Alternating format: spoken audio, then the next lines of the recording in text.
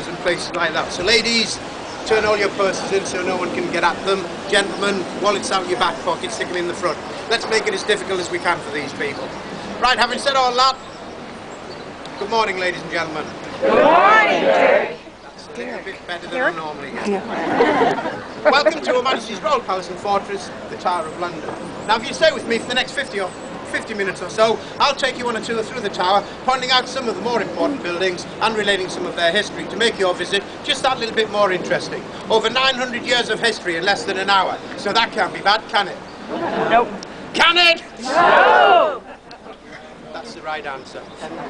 Now, it's apparent from records that we hold that this place took something like 200 years to build, and as we see it today, it covers an area of about 18 acres. It was all started by the victor of the Battle of Hastings, William, the Duke of Normandy, who, having defeated King Harold in 1066, had to spend the next 12 years constantly touring up and down the country, very often having to put down his newly conquered subjects who didn't take too kindly to Norman domination. He decided, therefore, that he needed some place both to live in and to govern the country from. So, returning to London, he ordered the construction of a great stone fortress here, and work commenced on building that fortress with the building of the White Tower, which is situated behind the rooftops across there. We'll see it plainly once we get out on the Tower Green.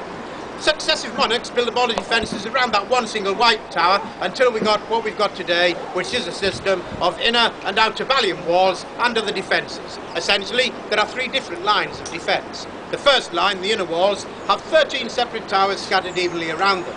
The second line, the outer walls, only have 6. They're all on this side, the riverside, to guard against attack from that direction. But during the reign of Henry VIII, it was found that we were pretty defenceless on the northern sides, so he had 2 great bastions built, which he called Legs Mount and Brass Mount. They were built with flat roofs so that cannon could be placed on top of them. And if you look behind you there, stuck out on that outer curtain wall, you can see one of them. That one, in fact, is Legs Mount. Note the little stairway that goes up onto that flat roof, and those white painted embrasures where even more cannon would be permanently stationed. But if you continue to look that way, for that is where the third and final line of defence lies, the great defensive ditch or the moat.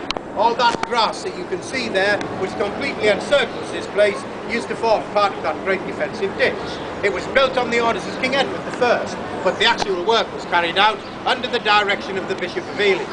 He may well have been a very good bishop, and he must have been quite intelligent to get that high in the church. But as a ditch digger, he was a complete disaster. When he first built this ditch, he built it about 120 foot wide and some 15 to 20 foot deeper than we can see it at present.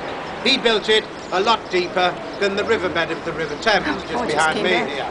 Now, his idea was, and it was quite a good idea for the time, I think, that twice a day the powerful tidal surge of the Thames would be able to sweep round the moat and clear out any filth or sewerage that had been deposited in there during the previous 12 hours. But because he built it too deep, once the great sluice gates were opened and the water was allowed back into the moat, it became landlocked, of course, and it couldn't get back out. And for the next 750 odd years, virtually the same water stayed within this moat, with all the filth from both the tower and all the surrounding streets of London cascading into it by the hundreds of gallons. It became a great big stinking, stagnant cesspool, for want of a better word, and it was the largest one in Europe.